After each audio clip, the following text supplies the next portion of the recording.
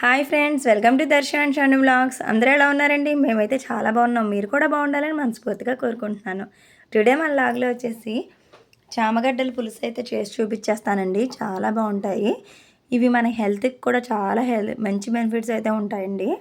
వాటి గురించి మాట్లాడుకుంటూ కర్రీ ఎలా చేయాలో చూపించేస్తాను. ఇవి వచ్చేసి మా పెరట్లో పూజ చేయండి. ఎలా ఉన్నాయో కామెంట్ సెక్షన్లో కామెంట్ చేయండి.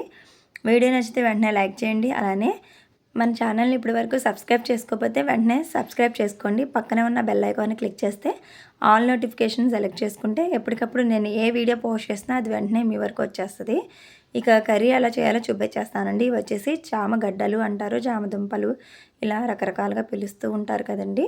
ఇవి వచ్చి చాలా హెల్త్ మంచిదండి. మెయిన్ బ్యాడ్ కొలెస్ట్రాల్ అవి కంట్రోల్ అవుతాయి. షుగర్ వాళ్ళకి అందరికీ మంచిది. హెవీ ఫైబర్ అది ఉంటుందండి. సో మనకి కడుపులో ఉన్న ప్రాబ్లమ్స్ అన్నీ కూడా క్లియర్ అవుతాయి.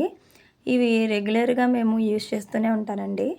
చాలా బాగుంటుంది టేస్ట్ అయితేని. ఇక్కడ నేను ఈ పులుసులో ఎగ్స్ కూడా వేస్తున్నాను. మీకు ఉంటే ఎండ్రాయిల్ కూడా వేసుకోవచ్చండి. ఎక్సలెంట్గా ఉంటుంది కర్రీ. ఒక్కసారి టేస్ట్ చేశారంటే మళ్ళీ మళ్ళీ చేసుకుని తినాలనేలా ఉంటుందండి కర్రీ. ఇక్కడ ఒకేసారి గుడ్లు అలానే చామదుంపలు కూడా కుక్కర్ పెట్టేశాను. ఒక 3 విజిల్స్ రానిచ్చి కట్టేశానండి. తర్వాత మనకు ఆనియన్స్ ఒక మీడియం సైజ్ ఆనియన్స్ ఒక 3 తీసుకున్నాను. అలానే పచ్చిమిర్చి 2 టమాటాలు తీసుకుని ఇలా చిన్న పీసెస్గా కట్ చేసుకున్నాను. మసాలా వచ్చేసి ధనియాలు, జీలకర్ర, అల్లం, వెల్లుల్లి ఈ 4 ఇంగ్రీడియంట్స్ ఉంటే చాలండి మసాలా, ఇంకేం అక్కర్లేదు. అది కూడా ఫైన్ పేస్ట్ లాగా మిక్సీ అయితే పట్టేసుకున్నాను. ఇగోండి చూసారా, మొత్తం అన్నీ కూడా చక్కగా ఉడికిపోయాయి. ఇక్కడ ఒక ప్యాన్ తీసుకుని అందులో ఒక 2 టేబుల్ స్పూన్స్ ఆయిల్ వేసుకుంటున్నాను. ఇక్కడ మనం ఎగ్ వేసి చేసే ఏ కర్రీస్లో అయినా ఫస్ట్ ఆఫ్ ఆల్ మనం ఎగ్ అనేది ఫ్రై చేసేసుకోవాలండి. ఆయిల్ వేయంగానే కొంచెం ఆయిల్ హీట్ ఎక్కిన తర్వాత ఇలా ఎగ్కి అక్కడక్కడ చిన్న చిన్న నాట్లు పెట్టేసుకుని కొంచెం ఇలా ఫ్రై అయితే చేసేసుకోవాలి. దీంట్లో ఉప్పు కొంచెం పసుపు కూడా వేసుకుంటే చక్కగా ఈవెన్గా గోల్డెన్ కలర్ లాగా వేగుతాయి. ఎగ్స్ అయితే చూడటానికి బాగుంటాయి. ఇక్కడ పులుసు కర్రీస్లో ఏ కర్రీ అయినా సరే స్టార్టింగ్ మెంతులు అనేవి యాడ్ చేసుకోవాలండి. దీనివల్ల కర్రీ టేస్ట్ అనేది అమోఘంగా ఉంటుంది. నేను డెఫినెట్గా ఏ పులుసు కర్రీస్లో అయినా ఆ మెంతులు అయితే స్కిప్ చేయనండి, డెఫినెట్గా వేస్తాను. తర్వాత వచ్చేసి ఇలాగా ఆనియన్స్ బాగా గోల్డెన్ కలర్లో వచ్చేసిన తర్వాత మనం టమాటా పీసెస్ అనేది యాడ్ చేసేసుకోవాలి. ఇక్కడ టమాటాస్ వచ్చేసి 2 తీసుకున్నాను కదా. ఇక్కడ మనం పులుపు కోసం టమాటా అలానే మ్యాంగో ఇలాంటివి ఎన్ని వాడినా పర్వాలేదు, కానీ చింతపండు క్వాంటిటీ అయితే ఎక్కువ వాడకూడదండి. హెల్త్ ఇష్యూస్ అయితే వచ్చేస్తాయి. దానికోసం నేను టమాటా కూడా 2 టమాటాస్ వేసేసాను. దానివల్ల అందులో ఉండే పులుపు గురించి మనం కొంచెం తక్కువ క్వాంటిటీ చింతపండు తీసుకోవచ్చు అనమాట. ఇలా టమాటాలు ఆనియన్స్ కూడా మగ్గిపోయిన తర్వాత మనం చామదుంపల్ని ఇలా నీట్గా ఒలిచేసుకుని ఇలా చిన్న చిన్న స్లైసెస్గా కట్ చేసుకోవాలండి. రౌండ్గా తినడానికి చాలా బాగుంటాయి. ఇలా అయితేని పిల్లలు కూడా చాలా నచ్చుతుందనమాట. ఇలా స్లైసెస్గా కట్ చేసేసుకోవాలి. చాలా బాగుంటుందండి, డెఫినెట్గా ట్రై చేయండి. ఈ వీడియో నచ్చితే వెంటనే లైక్ చేయండి, అలానే షేర్ చేయండి. వీడియో ఎక్కడ స్కిప్ చేయొద్దండి. ఇలానే నన్ను బాగా సపోర్ట్ చేస్తారని మనస్ఫూర్తిగా కోరుకుంటున్నాను. ఇలా చామదుంపలు కూడా వేసేసిన తర్వాత మధ్యలో కొంచెం గ్యాప్ ఉంచుకొని మనం ఆయిల్లో ఫ్రై అయ్యేలాగా మసాలా ముద్దని ప్రిపేర్ చేసుకున్నాం కదా, ఆ మసాలా ముద్దని ఒక 2 స్పూన్స్ అయితే వేసేసాను. కొంచెం వాటితో పాటు మొత్తం అన్నీ కూడా ఫ్రై అయ్యేలాగా దగ్గరుండి కలుపుకుంటున్నానండి. ఇది కొంచెం జిగురుంటుంది ఈ చామదుంపల్లో, దానివల్ల త్వరగా మాడు పడుతూ ఉంటుందండి. సో దగ్గరుండి జాగ్రత్తగా చేసుకోవాలి.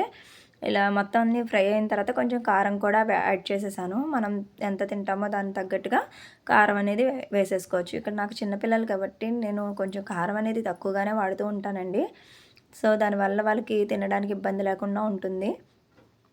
ఇక్కడ మొత్తం అంతా కూడా చూసారా అడుగంటుతూ ఉంది. అలాంటి టైంలో కొంచెం మనం వాటర్ వేసేసుకోవాలి. ముందు చింతపండు పులుపు కన్నా ముందు కొంచెం వాటర్ వేసేస్తే ఈ కర్రీ అనే కాదండి, ఏ కర్రీ అయినా కూడా డైరెక్ట్ మనం చింతపండు పులుసు వేసేస్తే అవి అక్కడతో కుక్ అవ్వడం స్టాప్ అయిపోతాయండి, బిగిసిపోతాయి. సో మనం ముందే కొంచెం వాటర్తో కుక్ చేసుకుంటే బాగుంటుందన్నమాట. ఇదిగోండి కొంచెం కుక్ అయిన తర్వాత మనం చింతపండు పులుసు అనేది కొంచెం యాడ్ చేసేసాను. తర్వాత ఎగ్స్ కూడా వేసేసుకుంటున్నాను.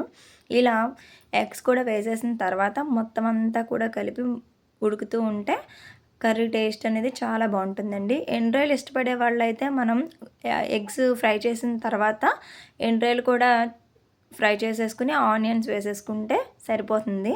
ఇక్కడ నాకు ఎండ్రాయిల్ లేవండి, లేకపోతే డెఫినెట్గా వేసేదాన్ని. చాలా బాగుంటుంది కాంబినేషన్ అయితేని. ఈ కర్రీ వల్ల హార్ట్ కంప్లైంట్స్ కూడా రావండి.